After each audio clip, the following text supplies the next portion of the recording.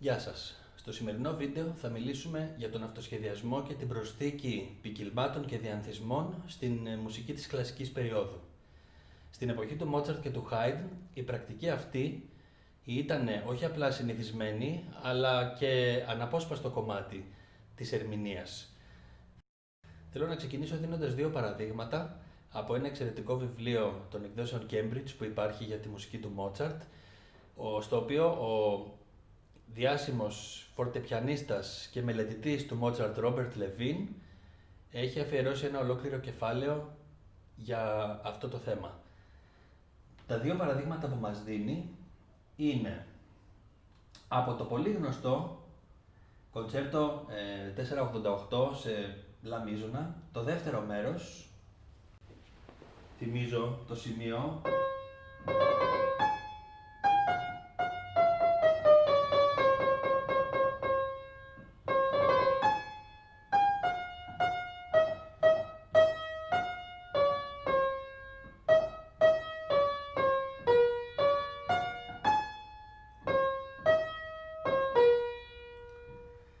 Αυτό έχει γράψει ο Μότσαρτ.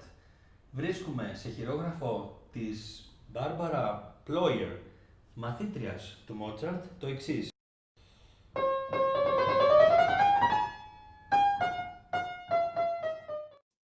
Όπως μπορούμε να δούμε στην εικόνα, η διαφορά μεταξύ του αυθεντικού κειμένου που έχει παραδώσει ο Μότσαρτ και των αυτοσχεδιασμών που έχει προσθέσει η μαθήτρια είναι εντυπωσιακή. Δεν σημαίνει ότι ο Μότσαρτ θα έγραφε ακριβώς αυτό το ίδιο. Αναμφίβολα η μαθήτρια έχει χαμηλότερη ικανότητα αυτοσχεδιασμού από αυτό του Μότσαρτ. Είναι όμως ενδεικτικό το στυλ και η ποσότητα των φθόγκων που έχει προσθέσει.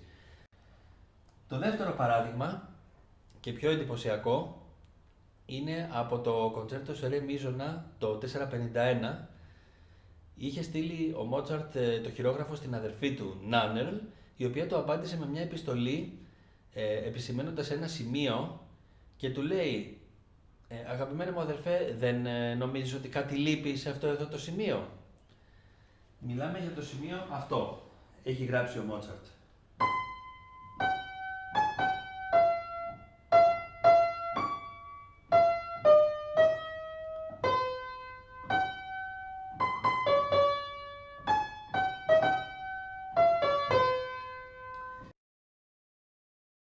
Της απάντησε λοιπόν ο Μότσαρτ στην επιστολή της, λέγοντας «Βεβαίως αγαπημένη μου αδερφούλα, κάτι λείπει, έχεις απόλυτο δίκιο και θα σου το στείλω το συντομότερο δυνατό». Να πούμε εδώ ότι η Νάνερλ δεν ήταν το ίδιο ικανή με τον Μότσαρτ στον αυτοσχεδιασμό και συχνά ζητούσε τη βοήθειά του για να της στείλει διάφορα πασάζ τα οποία έπρεπε η ίδια να αυτοσχεδιάσει, ενώ δεν μπορούσε.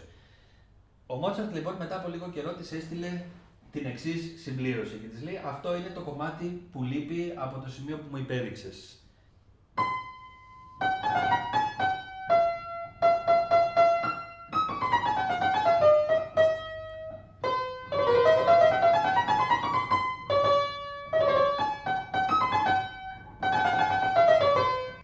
Βλέπουμε λοιπόν ότι είναι τελείως διαφορετικό από το κείμενο που είχε γράψει αρχικά ο Μότσαρτ στην παρτιτούρα.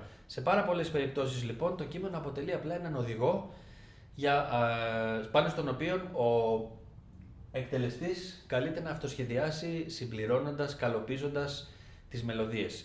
Ο Μότσαρτ δεν είχε ανάγκη να τα γράφει όλα αυτά, διότι τις περισσότερες φορές έπαιζε ο ίδιος τα έργα του. Στην περίπτωση της Νάνερλ, η οποία δεν ήταν τόσο καλή αυτοσχεδιάστρια όσο ο Μότσαρτ, χρειάστηκε να της το γράψει, όπως και σε άλλες περιπτώσεις που έχει στείλει παρτιτούρες για να παίξουν άλλοι τα έργα του, έχει προβεί σε αντίστοιχου τύπου συμπληρώσεις.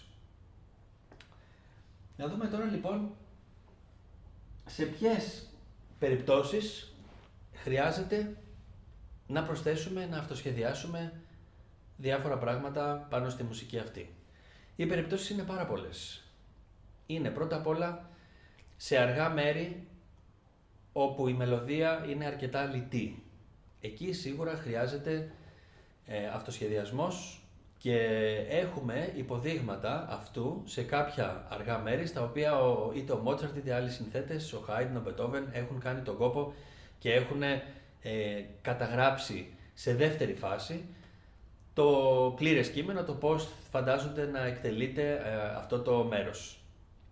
Άλλη περίπτωση είναι σε οτιδήποτε επαναλαμβάνεται. Είτε είναι μια ρεπρίζα, α το παίζουμε ως έχει, στο β τον διανθίζουμε, είτε είναι μέσα στο ίδιο μέρος κάποιες φράσεις οι οποίες επαναλαμβάνονται δύο ή και περισσότερες φορές, όπου πρέπει τη δεύτερη ή την τρίτη φορά να τις παίξουμε αρκετά πεπικυλμένες, είτε είναι σε ένα ροντό όπου έχουμε το θέμα που επανέρχεται, το ρεφρέν που επανέρχεται μετά από κάθε κουπλέ και πρέπει και εκεί να εμφανίζεται διανθισμένο. Και σε άλλες περιπτώσεις, όπως για παράδειγμα καντέντσες στα κοντσέρτα, μικρότερες καντέντσες σε κάποιες κορώνες σε άλλα έργα για πιάνο, ή και κάποιες γέφυρες οι οποίες είτε συνδέουν δύο μέρη μεταξύ τους, είτε συνδέουν δύο διαφορετικές ενότητες. Πώς όμως ξέρουμε τι πρέπει να παίξουμε, τι ταιριάζει, από πού αντλούμε τις ιδέες μας και το υλικό για αυτού του είδους τον αυτοσχεδιασμό? Μα βέβαια από τη μουσική των ίδιων των συνθετών. Όταν έχεις παίξει μπόλικοι από αυτή τη μουσική, δεν είναι και τόσο δύσκολο να τους μιμηθείς, να προσθέσεις πράγματα τα οποία θυμίζουν πολύ ή και είναι και αυτούσια αποσπάσματα από κάτι που έχουν γράψει οι ίδιοι. Να δείξουμε μερικούς απλούς τρόπους για το πώς μπορούμε να διανθίσουμε μια απλή μελωδία. Πρώτα απ' όλα μπορούμε να παραλλάξουμε μια μελωδία ρυθμικά. Για παράδειγμα έχουμε... Μπορούμε να το κάνουμε παριστηγμένο τη δεύτερη φορά. Ήδη έχει μια ποικιλία. Μπορούμε να το κάνουμε τρίηχο.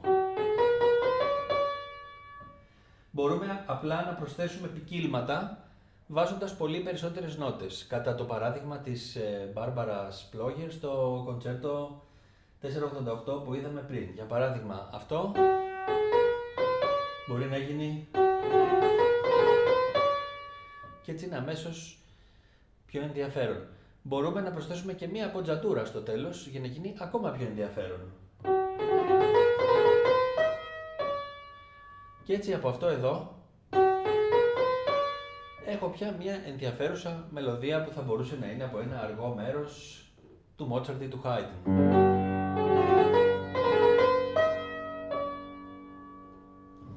Άλλος τρόπος να παραλλάξουμε τη μελωδία είναι να γεμίζω τα κενά. Έχουμε ας πούμε μια μελωδία η οποία κινείται με μεγάλα διαστήματα. Για παράδειγμα λέει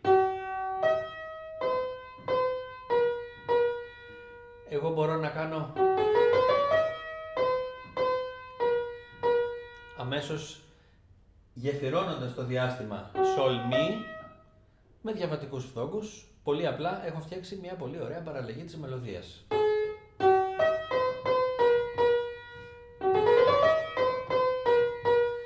Αν θέλω μπορώ να προσθέσω και ποικίλματα και να γίνει ακόμα πιο ενδιαφέρον. Πολλές οι δυνατότητες.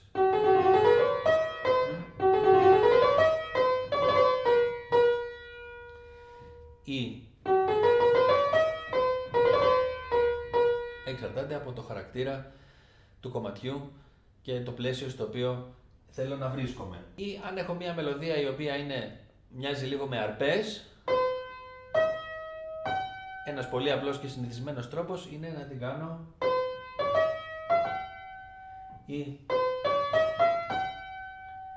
ή και το αντίθετο. Όταν έχω μια μελωδία σαν την πρώτη που εξετάσαμε, μπορώ να την κάνω αρπές.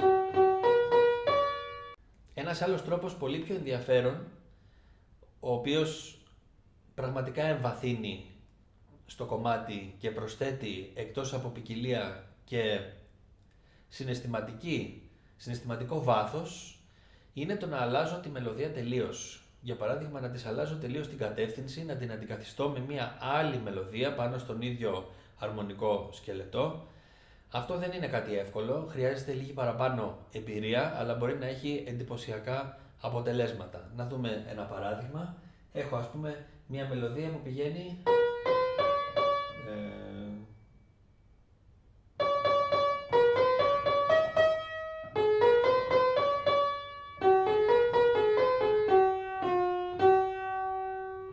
απλή μελωδία. Ρε, μι, σι, ντο, ρε, μι, μι. Αν αλλάξω, σπάσω τη μελωδία αυτή και αλλάξω την κατεύθυνση και αντί να κάνω σι, ντο, ρε, μι, μι, θα κάνω το μι κάτω. Σι, ντο, ρε, μι, μι.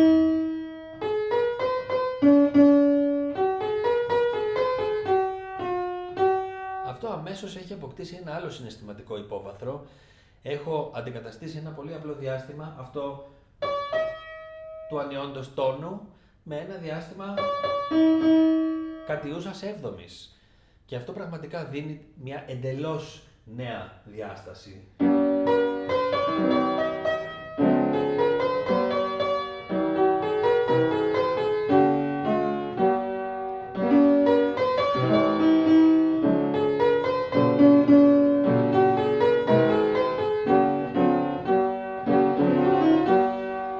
Και έχω χρησιμοποιήσει ακριβώς τις ίδιες νότες. Για να δούμε όμως λίγο πώς γίνεται αυτή η διαδικασία βήμα-βήμα, χρησιμοποιώντας ένα παράδειγμα από τον Haydn, το αργό μέρος από τη σονάτα σε μη ελάσσονα, το οποίο το έχω ανεβάσει σε ένα βίντεο πριν λίγες μέρες. Μπορείτε να το ακούσετε εκεί για το συνολικό αποτέλεσμα, να δούμε λίγο μέτρο-μέτρο πώς πήρα τις ιδέες για να φτιάξω τα συγκεκριμένα ποικίλματα. Ας δούμε πώς ξεκινάει.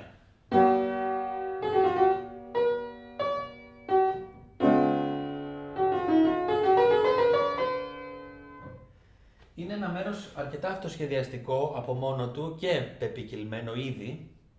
Αυτό μπορεί να κάνει τα πράγματα πιο εύκολα, διότι μου δίνει περισσότερες ιδέες για να παίξω κι εγώ, αλλά μπορεί να τα κάνει και πιο δύσκολα, διότι πρέπει να είμαι ακόμα πιο ευρηματικός. Γιατί για να διανθίσεις κάτι που είναι ήδη διανθισμένο, χρειάζεσαι λίγη φαντασία παραπάνω. Ας δούμε λοιπόν το πρώτο μέτρο, αποτελείται από ένα στολίδι και ένα αρπέζ.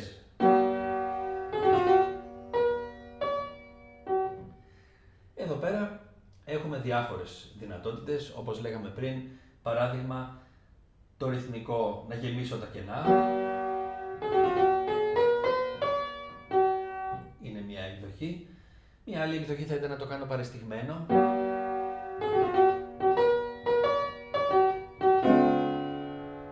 Όλα αυτά είναι ωραία, αλλά δεν είναι πολύ ωραία. Εδώ λοιπόν έχω καταφύγει σε μια άλλη λύση που ξέχασα να την αναφέρω πριν, είναι να διανθίσω κάτι παίζοντας με τις δυναμικές. Ο Μότσαρτ έχει αρκετά υπέροχα παραδείγματα από αυτό. Αυτό λοιπόν που έκανα τελικά εγώ σε αυτό το αρπέζ είναι να επαναλάβω τις νότες, να κάνω τα 8, 10, τα έκτα και να παίξω με τις δυναμικές. Πιάνο φόρτε, πιάνο φόρτε, πιάνο φόρτε.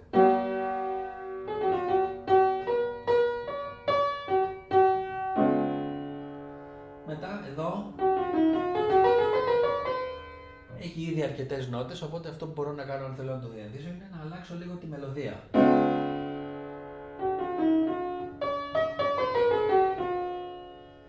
Πήρα την τελευταία νότα της φιγούρας αυτής, το ρε, και ξεκίνησα από αυτό. Και καταλήγω αρμονικά εκεί που πρέπει να είμαι. Παρακάτω, η απάντηση σε αυτό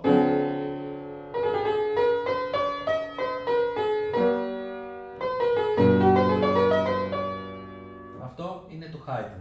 Εγώ το έκανα, πρόσθεσα μια αποτζατούρα στο μη, στην κορυφαία νότα του μέτρου, η οποία κάνει τη μουσική λίγο πιο έντονη συναισθηματικά. Καθυστέρησα λίγο εκεί και τις τελευταίες νότες του μέτρου τις έπαιξα ως πιο μικρές. Το ντο σι λα ως 32, που ταιριάζει και με τα επόμενα 32 που έρχονται. Τώρα, στο επόμενο μέτρο έχω αυτό. Πολύ εύκολο να το διανθίσουμε γεμίζοντας τα κενά, όπως είπαμε πριν.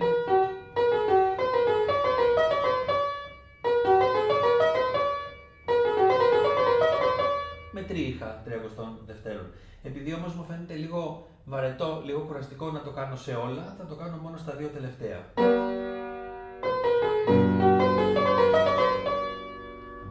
Και έχω έτσι ένα διανθισμένο μέτρο για την επανάληψή μου. Στο επόμενο μέτρο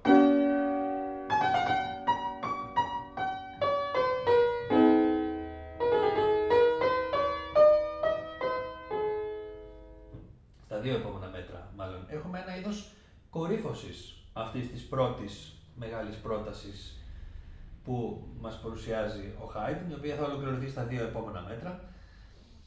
Εφόσον λοιπόν έχουμε ένα είδος κορύφωσης, εδώ, επιλέγω και εγώ να κορυφώσω το διανθισμό μου, χρησιμοποιώντας γρήγορες νότες, 32 αντί για 16, και να ποικίλω αρκετά τη μελωδία χωρίς να μείνω στη δομή της, που είναι αυτή. Θα την αλλάξω τελείως.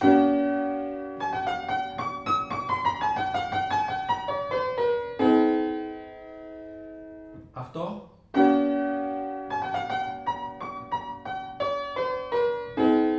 μετατρέπεται σε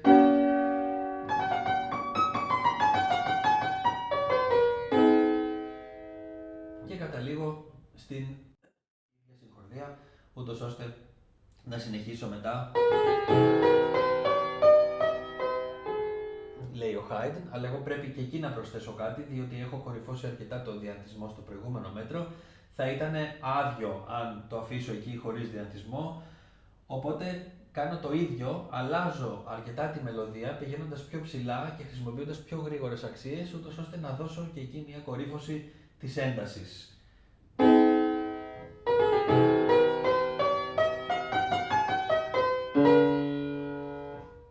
Και καταλήγω στο επόμενο μέτρο. Τα 2 επόμενα μέτρα λοιπόν, όπου τελειώνει αυτή η πρώτη μεγάλη πρόταση,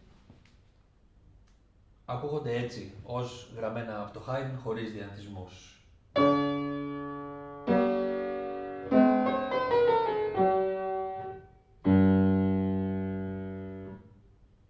Έχουμε λοιπόν μία μεγάλη νότα ρε και μετά μία χρωματική, η οποία μας οδηγεί πίσω στο sol, ήδη μπορεί να θεωρηθεί ως διανθισμός. Δεν έχεις πολλά πράγματα να το κάνεις αυτό. Αυτό που επιλέγω εγώ είναι να μικρύνω τη σιωπή της μεγάλης νότας, η οποία την πρώτη φορά μπορεί να είναι όμορφο. Τη δεύτερη φορά που θα ακουστεί είναι αναμενόμενο, δεν έχει την ίδια δραματική, δεν έχει την ίδια δραματουργική σημασία. Επίσης, αυτό που πρέπει να αναφέρω τώρα είναι ότι στο διανθισμό, στο πασάζ που έβαλα στο τέλος του προηγούμενου μέτρου, δεν οδηγούμε στο ρε, που ξεκινάει αυτό το μέτρο, αλλά οδηγούμε στο σι, το οποίο με βολεύει, γιατί από το σι θα έχω να ανέβω στο ρε και έτσι θα καλύψω μέρος του κενού, της σιωπής εκείνης, το οποίο τελικά θα γίνει, ή καλύτερα χωρίς τη δίαιση. Το παίζω λίγο από το προηγούμενο μέτρο για να δούμε πώς ακούγεται.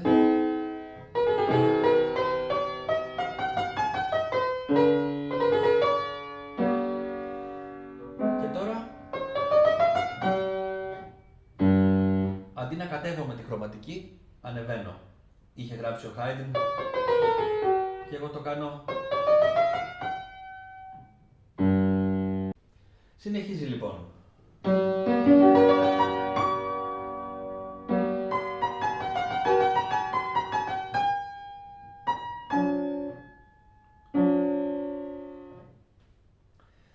Εδώ αυτό που θα κάνω τη δεύτερη φορά είναι να εμπλουτίσω αυτό το αρπέζ που μας οδηγεί επάνω στο ρε.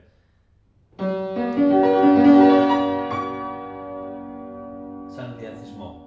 Θα μπορούσα να κάνω και κάτι τέτοιο. Συνεχίζει.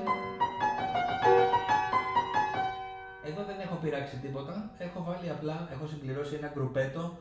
Στο τέλος ήτανε, έχω κάνει ένα γκρουπέτο με μια αποτσατούρα. Δηλαδή αυτό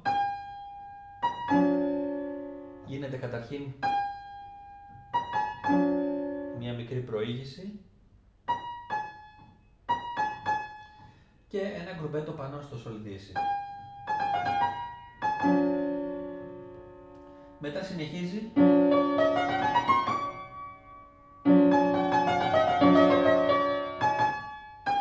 μία γέφυρα για να μας πάει και να συνεχίσει. Αυτή η κλίμακα λειτουργεί ως γέφυρα και αυτό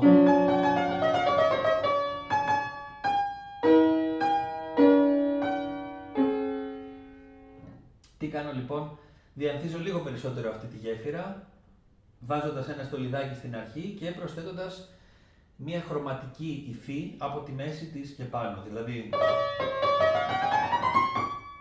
αντί για γίνεται, μετά συνεχίζει, προσθέτω ένα γκρουπέτο και εδώ είναι πολύ ενδιαφέρον.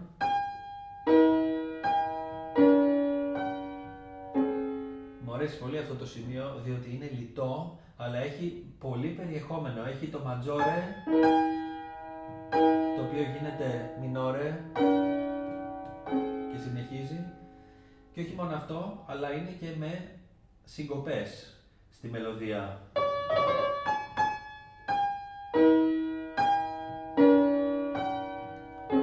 Είναι ήδη ένα πάρα πολύ ενδιαφέρον σημείο. Τι μπορούμε να κάνουμε εδώ?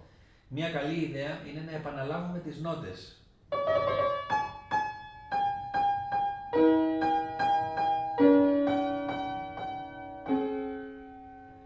Αυτό όμως δεν είναι πάρα πολύ, ενώ είναι πολύ όμορφο, δεν είναι πάρα πολύ εφάνταστο, είναι μόνο η βάση. Και πάνω σε αυτή τη βάση θα προσθέσω και 2 ποικίλματα.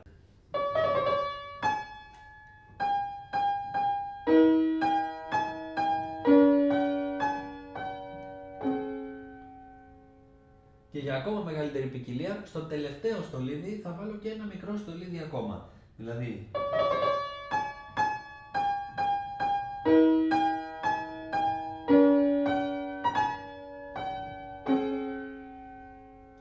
και έγινε πολύ όμορφο. Τώρα, συνεχίζει λοιπόν.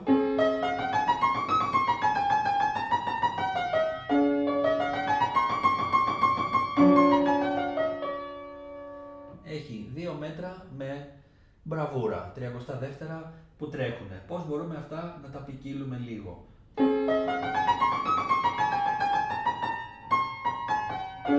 Να φτάσουμε λίγο ψηλότερα, να μην κάνουμε...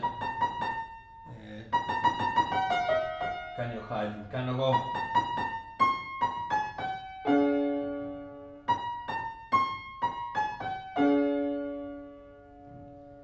Και μετά, αντί να κάνουμε, βάζουμε μικρές αμποτζατούρες πάνω στις αμποτζατούρες. Και μετά, αυτό το κάνουμε ακόμα πιο πλούσιο και πιο έντονο. Αντί να ξεκινήσω από το ρε και να κατέβω μία οκτάβα κάτω, ξεκινάω από το ρε, ανεβαίνω στο φα δίεση και μετά με πιο γρήγορες νότες κατεβαίνω. Και συνεχίζει ο Haydn.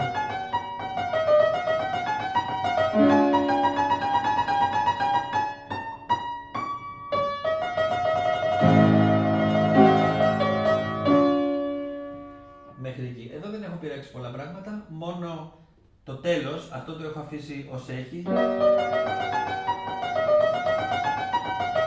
Εδώ τώρα που έχει 2 φορές το ίδιο πράγμα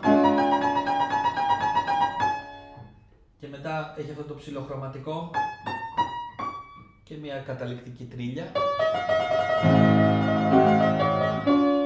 Αυτό που είναι 2 φορές το ίδιο πράγμα εγώ θα το αλλάξω και θα το κάνω διαφορετικό τη δεύτερη φορά.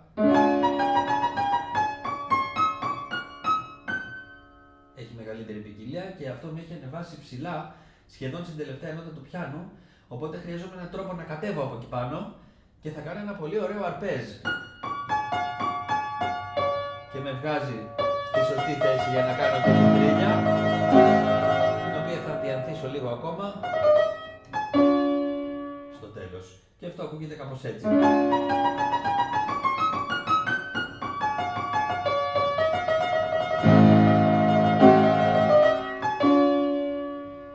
Μετά συνεχίζει ως έχει.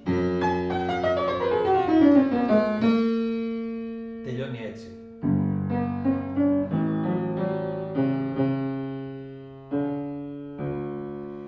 Τη δεύτερη φορά λοιπόν στην επανάληψη εγώ προσθέτω κάποια γκρουπέτη εκεί πέρα, πολύ συνηθισμένο τρίκ και πάντα πιάνει, πάντα βοηθάει. Κάνει...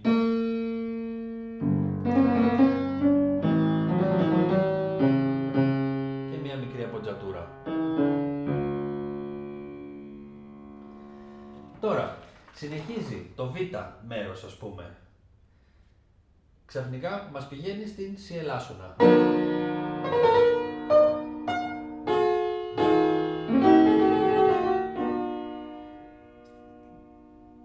Στη μη ελάσσονα πηγαίνει.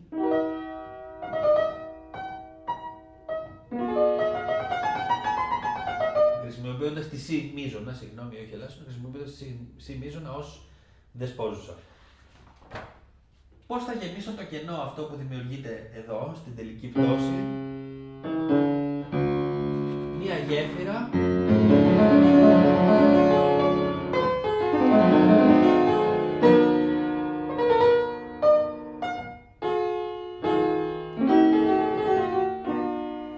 για να πάω ομαλά στη σι μείζωνα και στη μη ελάσσονα.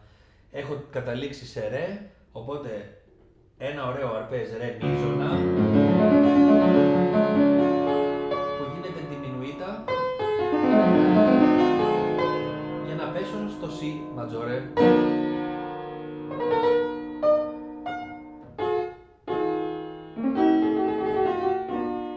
Και να συνεχίσω κατά τα σγραφάς του αγαπητού κυρίου Χάιντ.